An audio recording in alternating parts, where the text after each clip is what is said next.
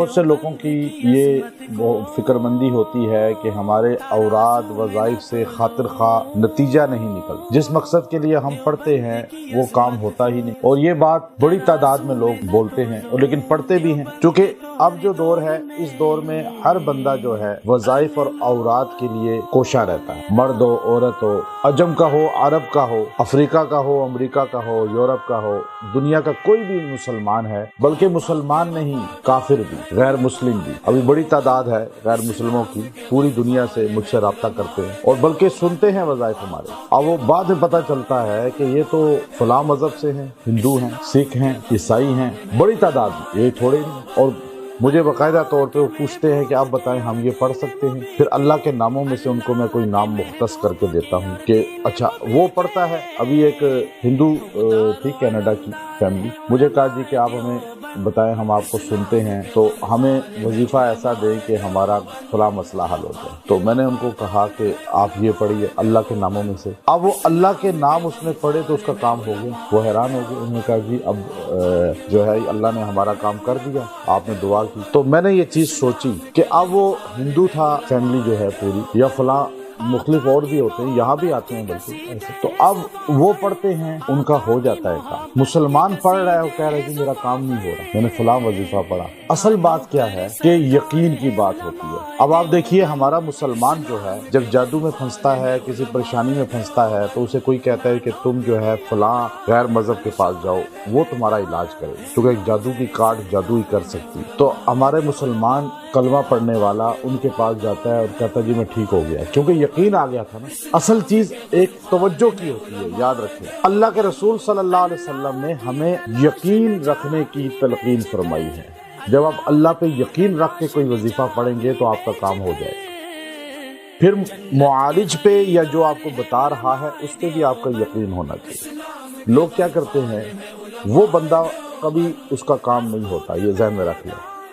جو نیٹ پہ ادھر کی بھی سرچنگ کرے ادھر کی بھی سرچنگ کرے، اس کے بھی پڑھ لے اس کا بھی پڑھ لے، اچھا ایک جگہ سے تھوڑی دیر وظیفہ کیا پھر کسی اور کے آستانے پہ چلا جائے، یوں پھرتا رہتا ہے نا، اس کو پھراتے رہتے ہیں اللہ تعالیٰ اسے، اس کا کام ہو نہیں پاتا۔ پھر جو یکسوئی رکھتا ہے ٹھیک ہے نہیں ہوا۔ میرے پاس یہاں ایک آرمی کے بہت بڑے افیسر ہیں، ان کی وائف آئی، اولاد نہیں ہے، روتی تھی، یہاں واللہ بیٹھ کے روتی تھی اسی کمرے میں، کہتی تھی دیکھیں جی اتنے سال شادی کو ہو گئے۔ میں نے کہا دیکھو میرے اختیار میں کچھ نہیں ہے، میں کچھ نہیں کر سکتا، میں دعا کر سکتا ہوں، عمل دے سکتا ہوں، قرآنی اعمال دے سکتا ہوں، کوشش کر سکتا ہوں کہ آپ کی رکاوٹیں ختم ہوں، لیکن میں دعویٰ نہیں کر سکتا کہ یہ کام کر دوں گا۔ اس لیے ایک چیز بتاتا ہوں کہ آپ منسلک رہیں اور انشاءاللہ اللہ آپ کا کام کرے گا، مجھے یقین محکم ہے۔ اچھا پھر وہ مہینے بعد آئے، پھر دیکھیں جی ابھی تو 2 ماہ ہو گئے، کرتے کرتے 11 مہینے وہ یہاں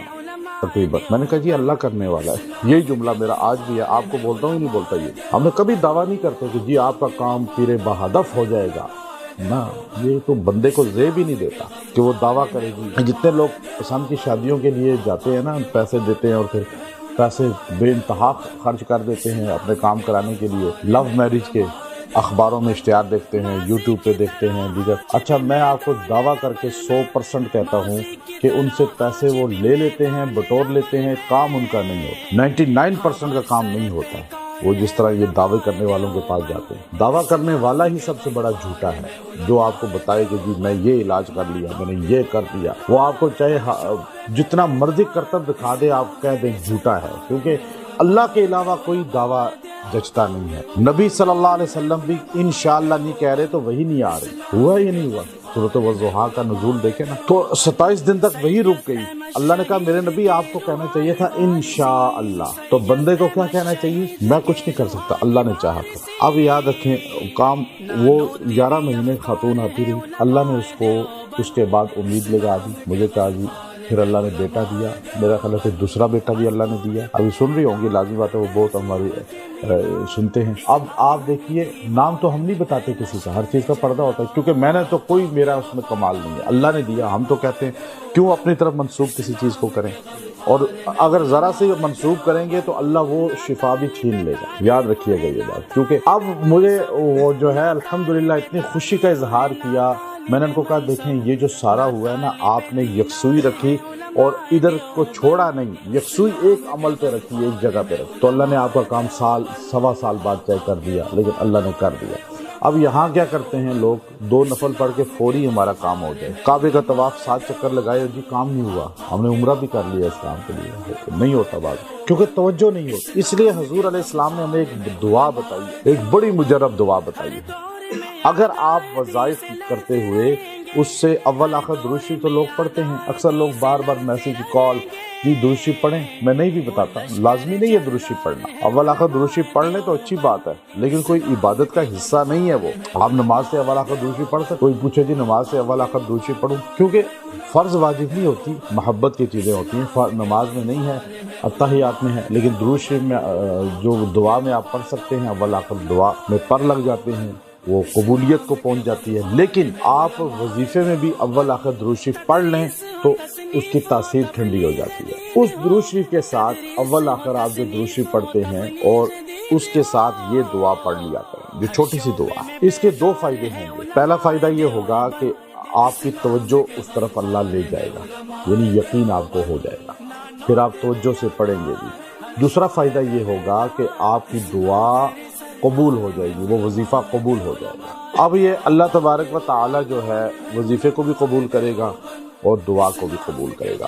پھر آپ جو دعا پڑھتے ہیں، آپ دعا سے اول آخر جو ہے درود شریف پڑھتے ہیں تو اپنا معمول بنائیں، ہر دعا میں پہلے کم از کم اس کو پڑھیں، آخر میں ہی پڑھ لیں۔ جو بندہ اس دعا کو، یہ جو نبی علیہ الصلوۃ والسلام کے الفاظ ہیں، ان کو دعاؤں میں اور ویسے پڑھتا رہے گا، اللہ اس کو موت تک اپنا فرما بردار بنائے گا، اور اسے موت بھی فرما برداری کی دے گا، باغیانہ بغاوت کی نہیں دے گا۔ اب دیکھیں یہ اتنی خاص دعا ہے، اتنے الفاظ خاص ہیں کہ انسان دیکھیں نا، بعض کا نماز میں ہوتا ہے لیکن دل نماز میں نہیں ہوتا۔ اب انسان جو ہے ذکر کر رہا ہوتا ہے، دل ذکر نہیں کر رہا ہوتا، دل کہیں اور پھر رہا ہوتا ہے، توجہ۔ اب انسان جو ہے وظیفہ پڑھ رہا ہوتا ہے، توجہ کہیں اور ہوتی ہے، دل کسی اور طرف پھر رہا ہوتا ہے۔ تو اصل چیز کیا ہے؟ جب اقرار باللسان و تصدیق بالقلب، جب آپ کی زبان اور قلب یہ دونوں ایک ہو جائیں گے جس وظیفے میں، وہ وظیفہ آپ کا مقبول ہو جائے گا، وہ آپ کی دعا قبول ہو جائے گی۔ جس وظیفے میں آپ کا دماغ، دل جو ہے، زبان اور دل جو ہے، یہ آپس میں متضاد ہیں، زبان ذکر کر رہی ہے، دل ادھر ادھر گھوم پھر رہا ہے، تو پھر آپ سمجھ لیں یہ وظیفے کا فائدہ نہیں ہوگا۔ اب یہ وظیفہ کر کے آپ مجھے آ کے کہیں جی میں نے 40 دن پورے کر لیے، 21 دن پورے کر لیے، ہفتہ پورا کر لیا، تو ابھی تک کام نہیں ہوا، تو اس میں غلطی میری نہیں ہے بلکہ کس کی ہے؟ آپ کی اپنی غلطی ہے کہ آپ نے ابھی تک دل اور زبان کو، یہی تو شیر خدا علی المرتضی کرم اللہ وجہہ نے فرمایا تھا نا، تو ایمان اسی کا نام ہے کہ زبان اور دل ایک ہو جائے۔ تو اب آپ دیکھیں یہ دعا بڑی ہی اہم خاص ہے، وہ کیا ہے؟ یا مصرف القلوب صرف قلبی علی طاعتک، بس یہ الفاظ، یا مصرف القلوب، اے دلوں کو پھیرنے والے، کون ہے پھیرنے والا؟ اللہ ہے۔